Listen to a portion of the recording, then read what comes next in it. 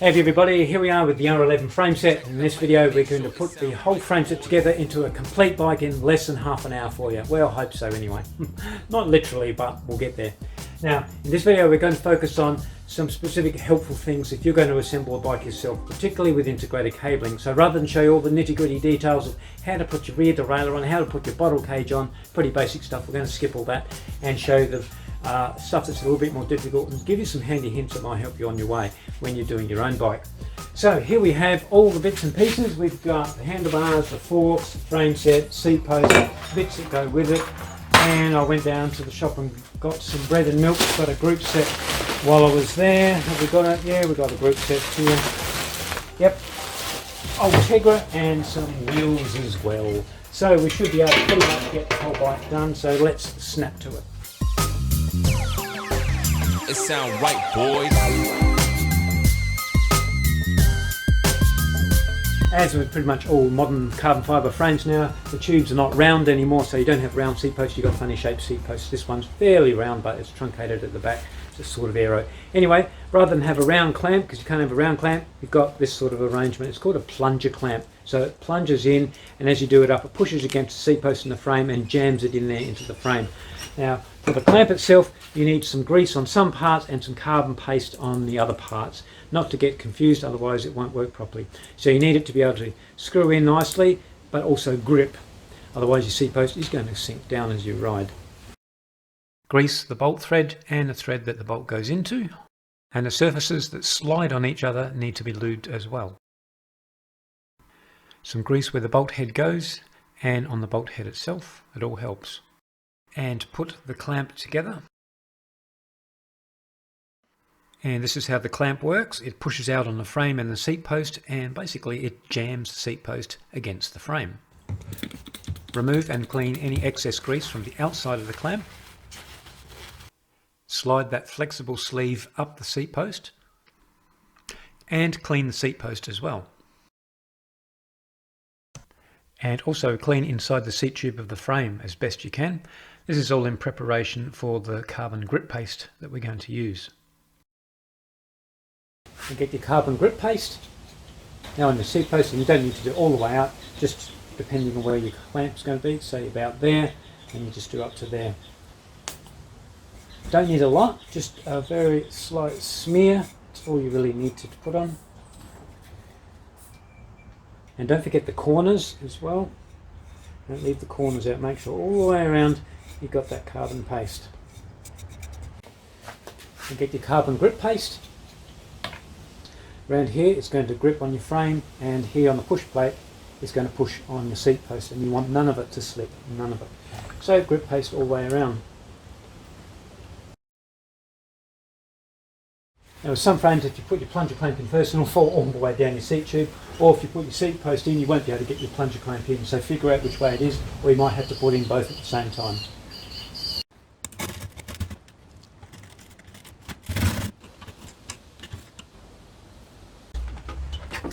Now next is to grab your integrated handlebar and figure out which way you're going to do your cabling. Are you going to go through your handlebars, around the stem corner there, down through your head tube, down a diagonal tube and to where it needs to go down the back, or are you going to work from the back through up here backwards to the lever? Probably easier to work from your handlebar through here, get around that corner first, through the stem and then through the frame. Through the frame is actually quite easy compared to getting it around this corner here. This is the hard part, getting it through there and through these holes here. So get your lever. Now this is mechanical, which is the hardest way to do. If you're doing Di2, it's way simpler. So we're going to take the hard way. So we've got the left one here, goes on here, and if you look at underneath your hydraulic line is the yellow one there, and you've got your gear cable there. Now when it's on the left side, that means your hydraulic line is going to come out on top and your gear cable sort of comes out underneath it. And that has a bearing on here, so if your hydraulic line comes out here on top, you don't want to be crossing over. So you've got two lines going in, hydraulic, gear underneath. So get some masking tape, put it on there on your handlebar. So your hydro line goes up the top, so we're going to put hydro, and your gear cable goes down the bottom, so front, mech. hydro and rear, whoops, not very good, mech. You can either use the magnetic kit, you know, the little magnets you get, and you can guide the wire through the guide wire, and then you put your outers along that guide wire, little kit like that. Or what I find even simpler is just use a piece of like a gear wire inner like that with the end cut off. This is just a piece of wire very similar, and it's long enough to go all the way through, and plus a bit more out the back, plus it's all the way through your stem and handlebars, and plus a bit more. So it's about 2 meters long, and a roll of sticky tape. Just put a little bit of a bend in the wire, so it goes around that corner there.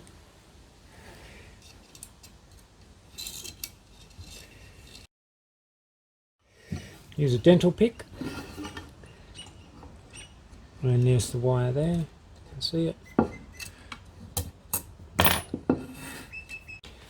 Put on the hydro line, just a bit of sticky tape.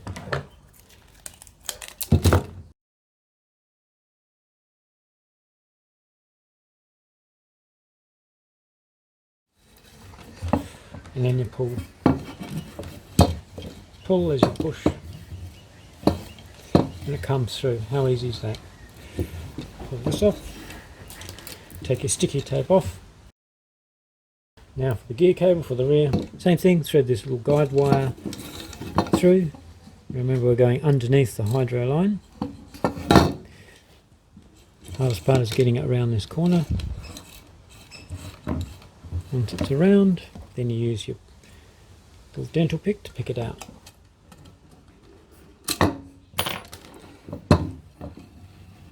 Put on the outer. Put on the outer. And push it back in. Always push a bit harder than you're pulling. Don't pull too hard or you'll pull the cable. There we go. Now at this stage you need to figure out which side you want your front and your rear brake. Do you want it on the left, the front brake, or the right, the front brake? Figure out which way you want to do it.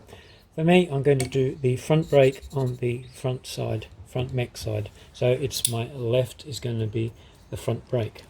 So back with our wire again. Make sure we've got our bend in it so that it goes around the corner. And we go through. Put the line on.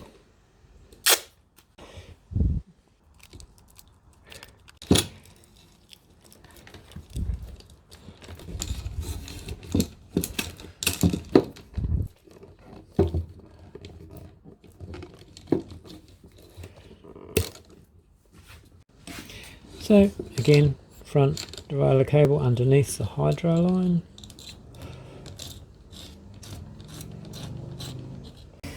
Now it gets difficult at this point because you've got 3 cables in here.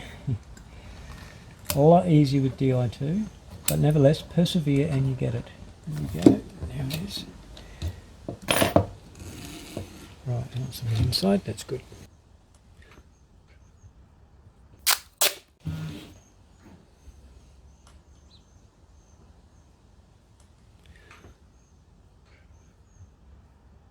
So what's handy that Yoeleo have made the innards quite slippery now inside. Right.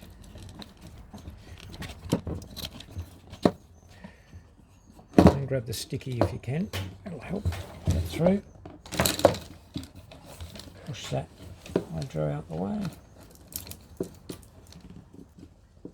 And when it gets hard toward the end, like the 3rd or the 4th cable, you can also go the other way. So here, I'm just doing the reverse, hoping it's going to go around the corner. Again, you can use your dental pick and then get it out. It is. All 4. Now pull your outers one by one through your stem so that you leave just enough to go to the lever plus a little bit more. So the ends look like cat whiskers, just sticking out a bit so you can reach the lever, plus a bit more, and all your outers here ready to go through the frame. Time to measure and cut your anti-vibration foam, which goes over the cables and into your frame. Now this stuff here is what you normally buy online or from your bike shops. It's rather a large diameter, thick, it's heavy, and it's expensive. So is it worth it? No. Remember I showed you in a previous video, you can get this stuff. It's called door seal or window seal.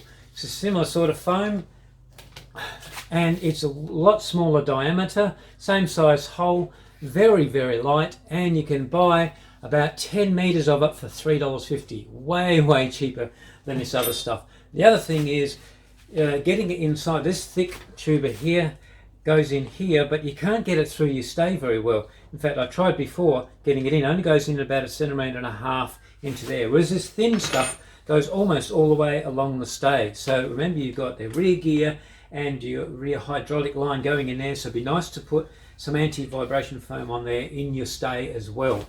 Also, in your head tube area here, with your 4 cables coming up, if you use this thick stuff, then you're going to have 4 thick cables trying to go up into your handlebar steering here. It's going to make the steering stiffer.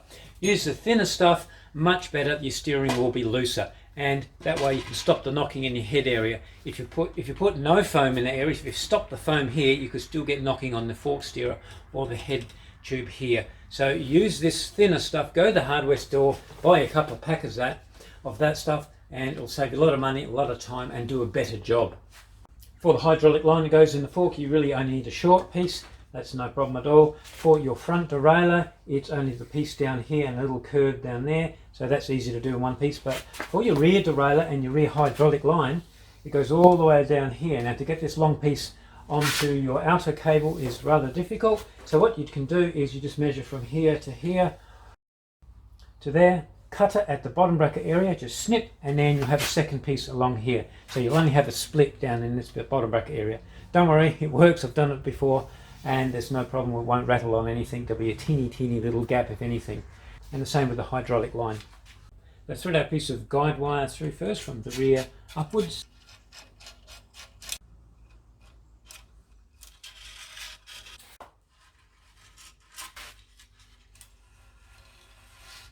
So here's our rear derailleur outer cable, and here's the anti-vibration foam to go over the first bit from the head tube down to the bottom bracket, and you just put it on. Now, sometimes if you find that it's hard to get on, just use a bit of silicone spray. So spray inside the foam, a fair bit, and also spray some on the outer cable as well, and help it slip all the way on.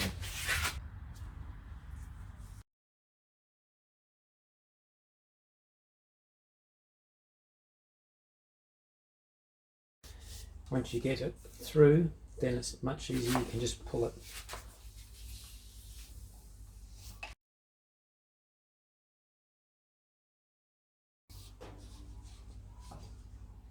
That's the front derailleur. So we've got the rear derailleur, front derailleur.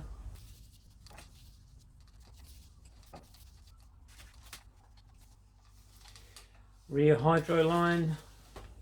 Front hydro line. Now the front one's only really short, it's only a little small piece because you only have to go a short distance to the hole that goes there in your steerer there. Get the thin guide cable and the outer, thread that through into there, then get your sticky tape. That'll do, and that will guide through. So you pull the other end as you push at the same time.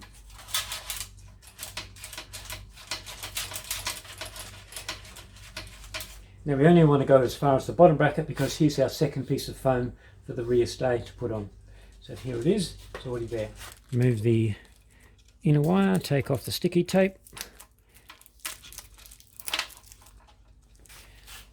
Then you can insert the other piece of foam.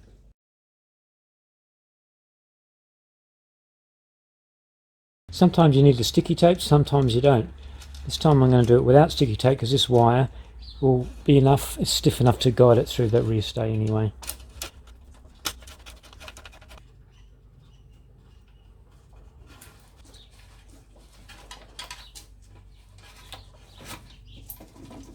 Done. Next, rear hydraulic line.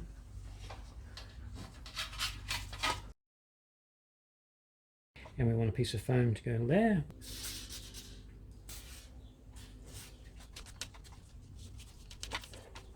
Remove this little plug, piece of guide wire, and there into the bottom bracket, Now pull the hydro line back up in the head tube and push it back in.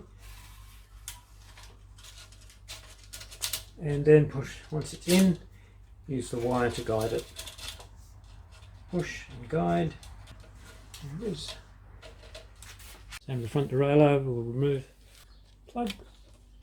Front derailleur cable.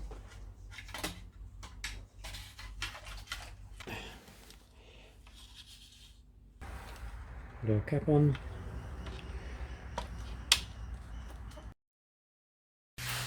Measuring and cutting your fork steerer, you can do that anytime you're ready. Handy hint, spray water on the hacksaw blade and the fork steerer to stop carbon dust floating around and getting in your lungs. Clean up your cut edge outside and inside, and a bit of emery paper to finish off. Clean up that end and put some epoxy or nail polish on the exposed carbon.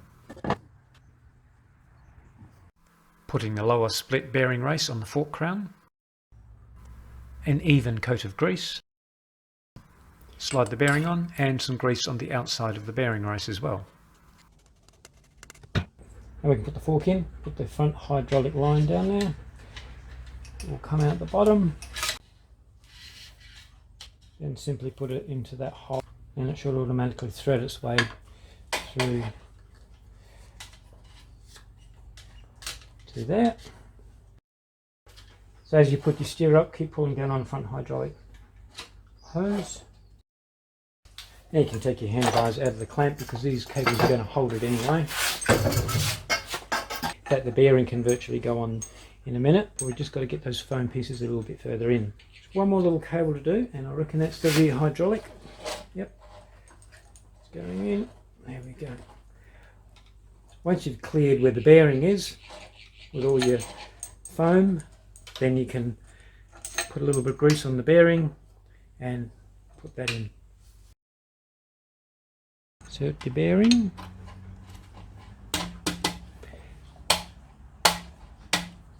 See, that's a nice fit, that bearing. Perfect. Grease the underside of the top compression ring and put that on. And you push all your cables in to that little gap there.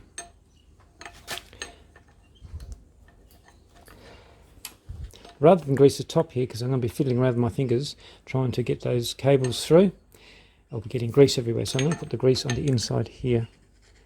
It's the same contact surface. And put that on. And that will line up your cables anyhow. Now you just need to put your cables inside that little piece there. They should fall in.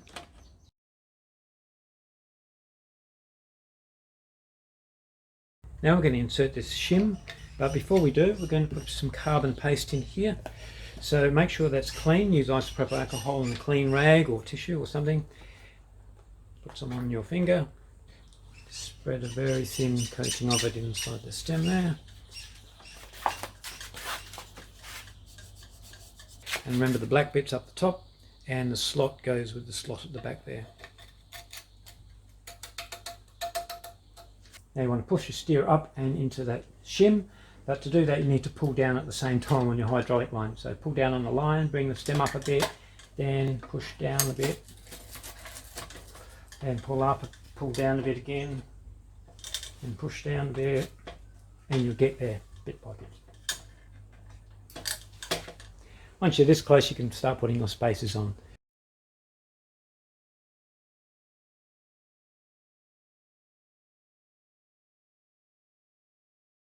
Almost there. We just keep pulling on the cables, your front hydraulic line, your derailleur cables, whatever it is, and just keep lowering the headset.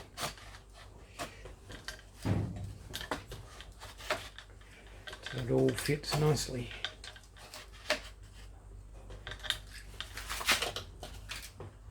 Make sure those cables are all pulled through properly till you close the gap.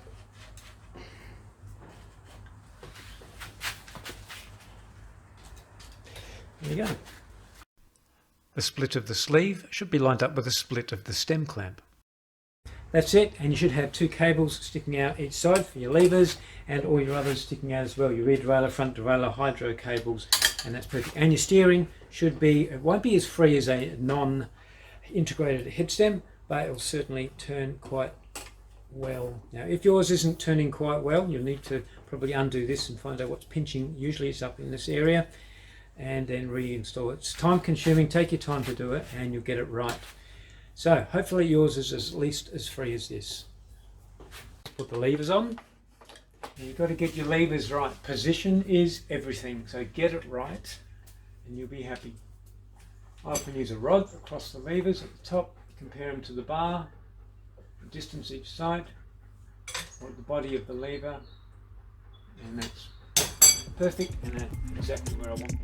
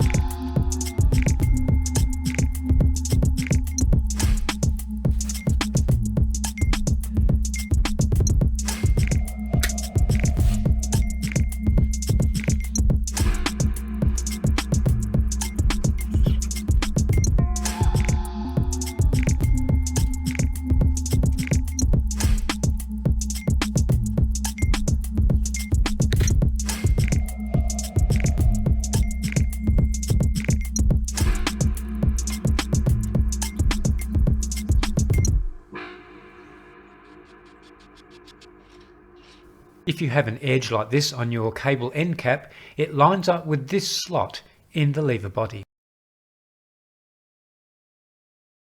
Front mechanical derailleur wire goes under the anchor washer and then under the 2mm hex bolt. Looks like this from above, and the round peg of the top cap goes into the anchor bolt head.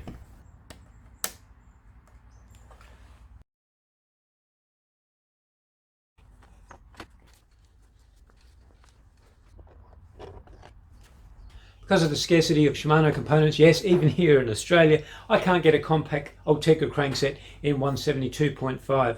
So I've had to borrow this set from one of my mates, split scratched up, and they're 175, but oh well, what can you do till you can get some 172.5s in compact. If you happen to have a compact crankset with a 172.5 length crank just lying around doing nothing at your place, feel free to send them on to me. Grease on the bottom bracket axle where the bearings contact, and grease on the left-hand splines.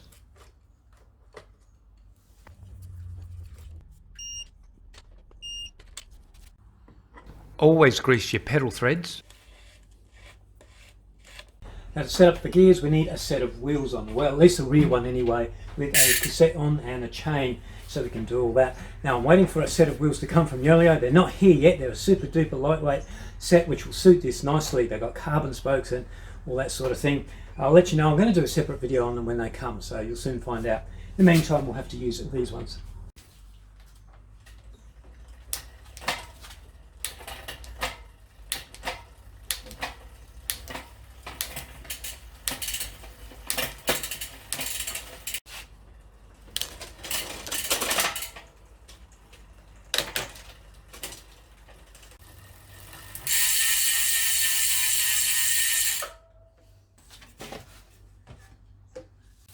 Handlebar tape, what colour? Can't go wrong with black. Now don't go committing hara-kiri because I'm working from top down and not bottom up. Done properly, it's fine, and there's no bumpy bits with sticky tape holding it together in the middle of the bar. Nice and clean. Now the hard part, getting the stem as close as we can to being perfectly aligned with the front wheel.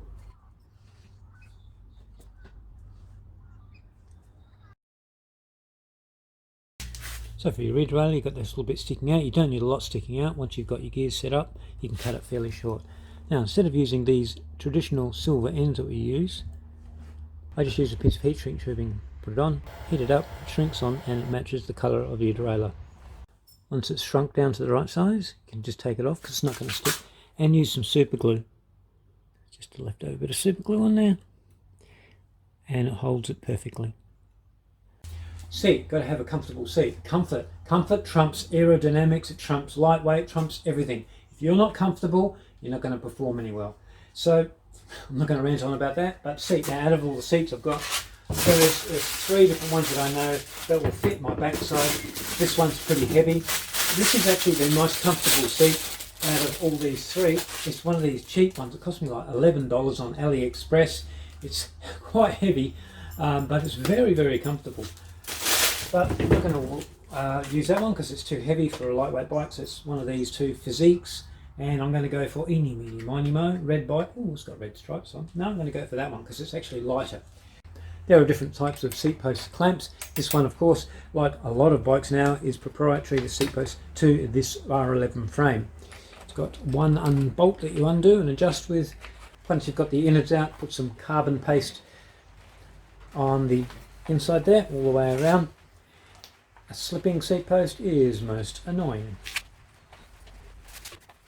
Put the seat on, put the clamp through it like that. Next bit, which is underneath there, and just put your wedges in. And the wedge itself will need some grease as well, so it slides.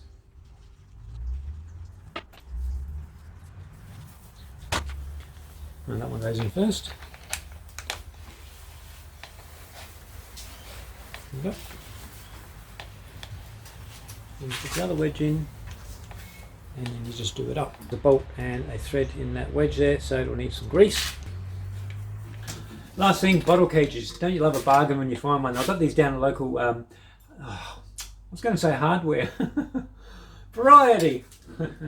Last thing, bottle cages. And don't you love it when you find a bargain? They've got these down at the local variety store where they sell clothes and stationery and whatnot. And these are plastic. They're not carbon fibre, but they're plastic. But I've had these on my Yoeleo R12. I bought them about a year and a half ago, and they're still going strong, and they don't scratch your bottle or anything. And instead of being $25, $30, $35 each, they were $9 each. So what a bargain. So there you go. Go and check out your local supermarket or a variety store and see what you can find.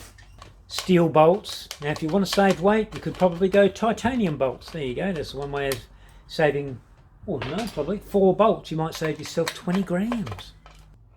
Don't forget to grease the threads. Always grease your threads. Last thing to do is set up the seat height and angle.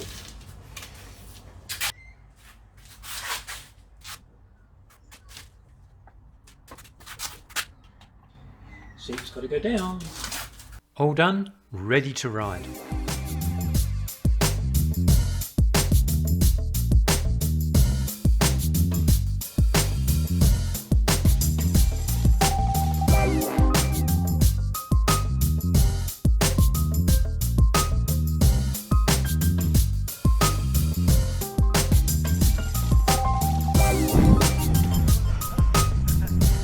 Uphill on the R11.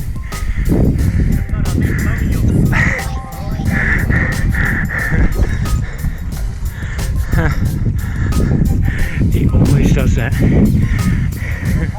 And then you pass him just up the 100 metres up the road.